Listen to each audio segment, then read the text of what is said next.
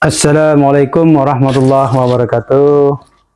Bismillah, alhamdulillah, wassalatu wassalamu ala rasulillah Sayyidina Muhammad ibn Abdillah wa ala alihi wa ashabihi wa azwajihi wa zuriyatihi wa ahlil baitihi wa man tabi'ahum bi ihsanin ila yaumil qiyamah. Asyhadu an la ilaha illallah wa la syarika lah wa asyhadu anna Muhammadan abduhu wa rasuluhu la nabiyya ba'da. Qala Allah Ta'ala fi kitabihil karim. Bismillahirrahmanirrahim. Qul huwallahu ta'ala samad. Lam yalid wa lam yulad wa lam yakul lahu kufuwan ahad. Saudaraku semua, jumpa lagi dengan saya Suyadinat di channel Terindah Suyadinat.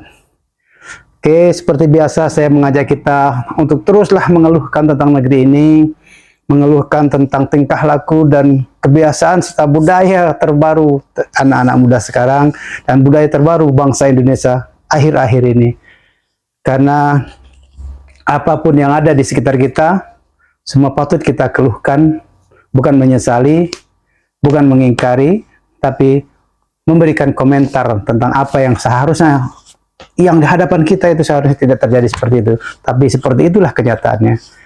Kita seringkali melihat, seringkali merasakan bahwa banyak hal-hal yang tidak sesuai terjadi di hadapan kita, di depan mata kepala kita, dan di depan, bahkan masuk ke dalam kehidupan kita. Bahkan kita sendiri pun selalu mengintrospeksi diri. Jika kita mau, selalu ada pertentangan-pertentangan dalam diri kita yang sebenarnya kita tak mau itu lakukan, tak mau itu terjadi, tapi terpaksa kita lakukan karena itu telah terjadi pada diri kita.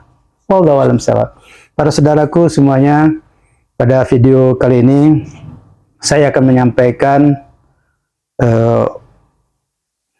laporan daripada sebuah lembaga swadaya masyarakat yang bernama CELIOS. Nah, CELIOS itu singkatan daripada Center of Economic and Law Studies. Anda bisa kunjungi daripada CELIOS ini. Saya membuat linknya di sini, celios.co.id /research. Anda bisa melihat riset-riset terbaru beliau. Anak muda, kumpulan anak muda di CELIOS ini merupakan anak muda yang generik, pemikirannya itu sangat luar biasa, dan keberanian juga sangat luar biasa. Yang mana kita sama-sama pernah dengar bahwa dari pihak-pihak pemerintah menyatakan bahwa CELIOS ini adalah antek-antek asing. Jadi kita tidak heran ketika kita mendengar apakah CELIOS itu benar-benar antek asing atau mereka terlalu berani untuk mengungkapkan kebobrokan atau ketimpangan-ketimpangan yang terjadi di negeri ini. Sehingga yang terjadi ketimpangan dia laporkan ke publik itu, sehingga dia anggap bahwa dia adalah antek-antek asing, dibiayai oleh asing atau semua riset-risetnya. Kita tidak bisa menyatakan 100%, tapi saya secara pribadi telah mengikuti sepak terjang CELIOS ini. Saya yakin mereka bukan antek-antek asing, tapi adalah sekelompok anak muda yang ingin memberikan energi baru bagi negeri ini dengan data-data yang real di lapangan, dengan fakta yang real di kehidupan sosial bermasyarakat di Indonesia. Dan pada kali ini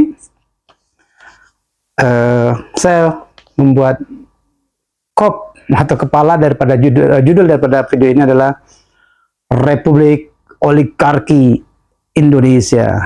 Jadi Indonesia ini dibangun oleh nenek moyang kita, para pejuang-pejuang generasi 1945, adalah sebagai negara Republik Indonesia oligarki, di mana kekayaan Indonesia hanya dikuasai oleh sebanyak 50 orang terkaya di Indonesia. Jadi 50 orang terkaya Indonesia ini telah turun-temurun, beberapa di antaranya, dan menguasai lebih daripada 111 juta kekayaan rakyat Indonesia. Artinya 50 orang terkaya di Indonesia saat ini sama dengan kehidupan atau kekayaan daripada 111 juta orang. Jadi 111 juta orang itu hanya diwakilkan oleh 50 orang Indonesia ini. Tapi yang perlu kita garis bawahi lagi, yang lebih mirisnya lagi, bahwa yang dari 50 orang itu sebagian besar adalah para Taipan atau para keturunan Chinese yang memang dari awal pemerintah Republik Indonesia mereka diberikan jalur khusus untuk berinvestasi, untuk mengusahakan segala sesuatunya, untuk mengekstraksi kandungan bumi di Indonesia ini.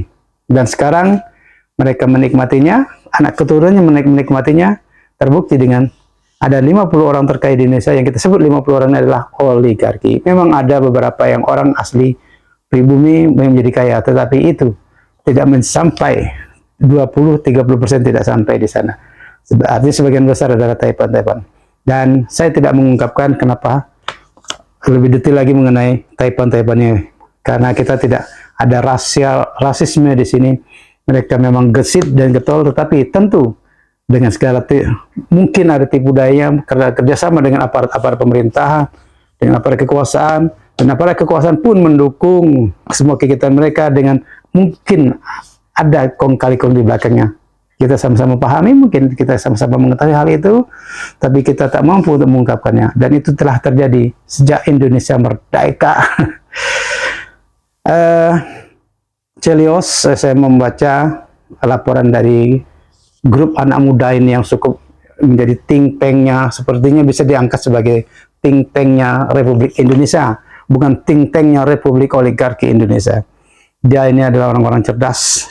Saya menyampaikan sedikit saja tentang yang mereka sampaikan, yaitu pertama, ada 50 orang terkaya di Indonesia, sama kekayaannya dengan 111 juta orang penduduk Indonesia. Jadi kalau kita melihat daripada sebuah laporannya, nanti bisa ada di sini, di laporannya ini, bahwa oligarki atau para orang-orang yang kaya tersebut, kekayaannya meningkat, itu cukup luar biasa. Jadi dari 50 orang terkaya di Indonesia, yang oligarki tadi jumlahnya 50 orang, dia mempunyai kekayaan yang meningkat dari setiap detik, setiap hari, setiap tahunnya. Itu kecerdasan Celios cukup kita apresiasi yang sangat luar biasa. Di sini menurutnya adalah 50 orang terkaya di Indonesia bertambah kekayaannya setiap detiknya sebesar 9,36 juta. Setiap detik 9,36 juta. Wow. Kemudian setiap harinya meningkat 13,48 miliar. Dan setiap tahunnya meningkat menjadi 4,92 triliun. Jadi kita cukup luar biasa ini kenaikan daripada kekayaannya daripada oligarki ini, di mana si Celios ini membuat suatu laporan yang cukup mungkin mengembirakan, mungkin juga menyakitkan bagi kita yang penghasilannya semakin hari semakin tidak berdaya untuk membeli kebutuhan kita sehari-hari. Sementara itu dari si oligarki, ada laporan daripada Celios ini cukup mencengangkan dan cukup membagongkan saudara-saudara sekalian semua, nauzubillah. Jadi oligarki ini kenaikan per detiknya saja 9,36 juta rupiah per detik. Kenaikannya setiap hari 13,48 miliar setiap harinya. Jadi setiap tahunnya kenaikan kekayaannya sebesar 4,92 triliun. Subhanallah, nauzubillah. Sementara itulah yang mereka hasilkan per detik bisa dihasilkan dibagi-bagi oleh para peneliti ini, si Celios tadi. Sementara kita bandingkanlah dengan upah buruh di Indonesia. Upah buruh di Indonesia meningkat mulai dari per detik, per hari, dan per tahunnya. Di sini kita lihat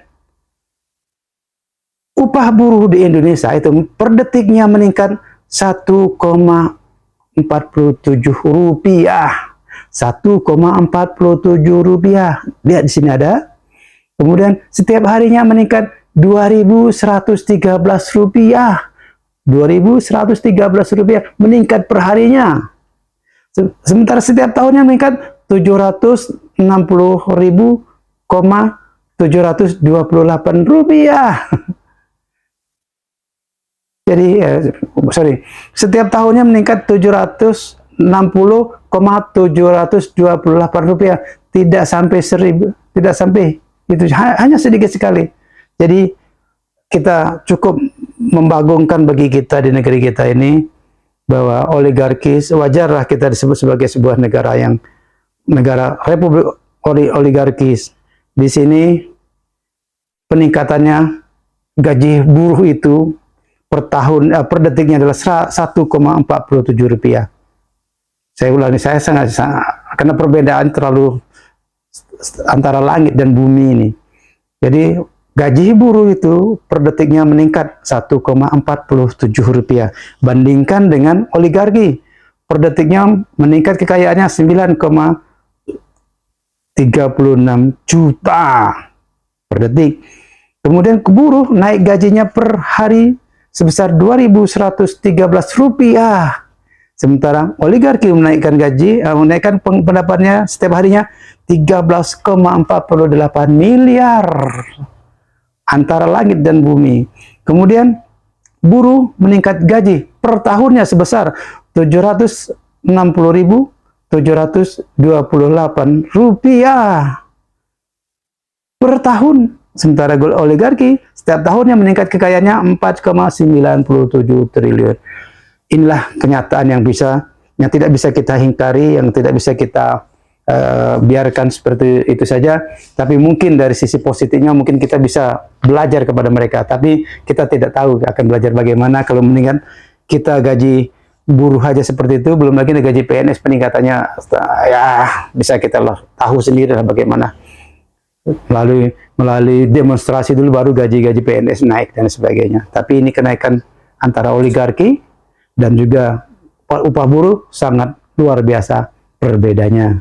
Jadi bisa dilihat data-data yang tadi itu adalah data yang saya ambil dari yang disebarkan oleh Hersubeno Point, saya ambil di sana.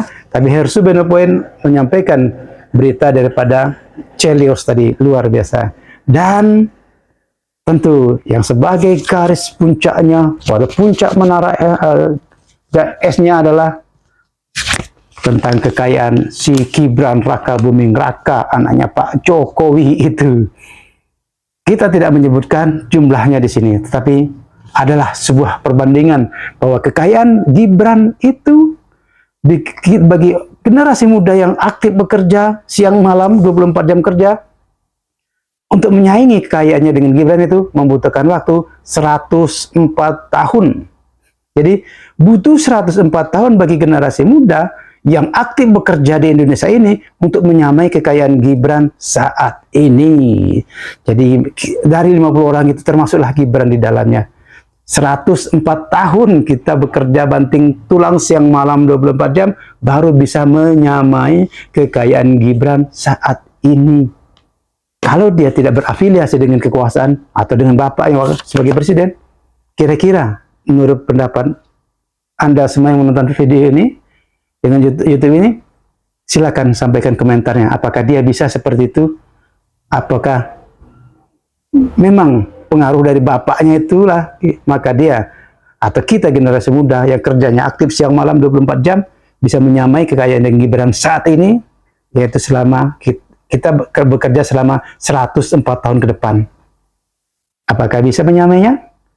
Tentu kita tidak bisa, karena kita tidak punya jalur kekuasaan, dan kekuasaan tidak pernah bisa membackup kita untuk berinvestasi secara leluasa, sementara kita mencoba untuk berinvestasi, sudah ditipu sana, tipu sini, akhirnya tenggelam investasi kita. Investasi online seringkali juga menenggelamkan kita. Kita tidak punya kekuasaan sana, tetapi para investor-investor yang berafiliasi dengan kekuasaan, ya seperti ini, 50 orang, pertama termasuk Wapres kita. Anda kerja siang malam, generasi muda kerja siang malam, Gen Z kerja siang malam, butuh 104 tahun untuk menyamai kekayaan Gibran saat ini. Kalau kekayaannya meningkat setiap detiknya 9,36 juta, per harinya 13,48 miliar, per tahunnya 4,92 triliun, apakah ada yang bisa menyamainya selain daripada 50 orang yang ada di sini untuk menyamai dengan gaji kekayaan Wapres kita Gilang, Wapres kita si Gibran Raka Buming Raka. Wallahu a'lam bishawab. Tapi di sinilah yang kita sampaikan di sini bahwa adalah ketimpangan ini real memang adanya. Mungkin bisa sebagai untuk motivasi, tapi kita mungkin pemerintahan ke depannya Pak Prabowo perlu menyebarkan atau meratakan kesejahteraan ini. Jangan membangga-banggakan pertumbuhan ekonomi yang 5% lebih sedikit itu. Yang 5% lebih sedikit itu ternyata yang tumbuh hanyalah yang 50 orang ini ke atas. Sementara ke bawah masih banyak warga kita yang tidak bisa makan, masih banyak yang tiap malam mengorak-ngarik, mengais-ngais rezeki di tong-tong sampah hanya untuk memenuhi kebutuhan hidup dan menyekolahkan anak-anaknya. Kita ketimpangan itu terlalu nampak luar biasa.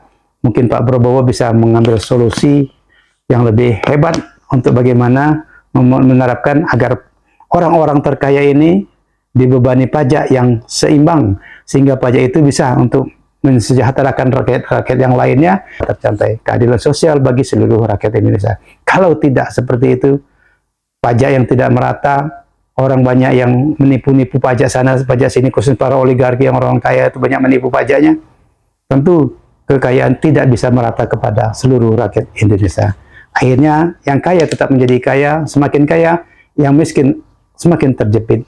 Sebagai salah satu bukti, generasi muda yang kerja 24 jam, siang dan malam dengan giatnya, butuh 104 tahun untuk menyamai kekayaan Gibran Raka Buming Raka. Yang kita lihat, kalau dia bukan anaknya presiden, kalau dia tidak punya itu, dibiarkan bebas bersaing seperti kita-kita ini, mungkin tidak beda dengan para pengusaha-pengusaha yang lain yang masih berjibaku, dan mungkin tidak beda dengan para pegawai-pegawai negeri yang sebagai perintis, bukan sebagai pewaris, apalagi sebagai orang yang mengemis-ngemis kekuasaan kepada negara agar bisa meraih kekuasaan dan mengeraup kekayaan. Wallahu a'lam bishawab. Sekali lagi, Cheerios, terima kasih informasinya telah diberikan kepada siapapun yang ada di sini. Teruslah berinovasi untuk menunjukkan apapun yang terbaik tentang negeri ini, apapun yang terjelek tentang negeri ini untuk diungkapkan, agar rakyat kita semua tahu bahwa inilah yang sedang terjadi. Dan sebagai pemerintah, teruslah berkarya untuk mensejahterakan Indonesia, mensejahterakan rakyatnya. Harus berani timbul tenggelam seperti Pak Prabowo sampaikan, timbul tenggelam bersama rakyat, mati hidup bersama rakyat. Mau seperti ini. Walaupun suara itu terakhir ini hilang ditelan bumi Pak Prabowo, apakah Anda akan menghilang? Apa Anda tidak berani lagi untuk timbul tenggelam, mati demi rakyat? Kita tidak tahu. Tapi akhir-akhir ini suara itu semakin diri. Semoga bisa memberikan manfaat video ini. Dan bagi generasi muda, tetaplah bekerja. Walaupun kita butuh 104 tahun untuk menyamai kekayaan daripada Gibran Raka Buming Raka, yang notabene anaknya Pak Jokowi yang saat ini menjadi wapres. Billahi taufiq wal hidayah. Wassalamualaikum warahmatullahi wabarakatuh. Thank you for watching.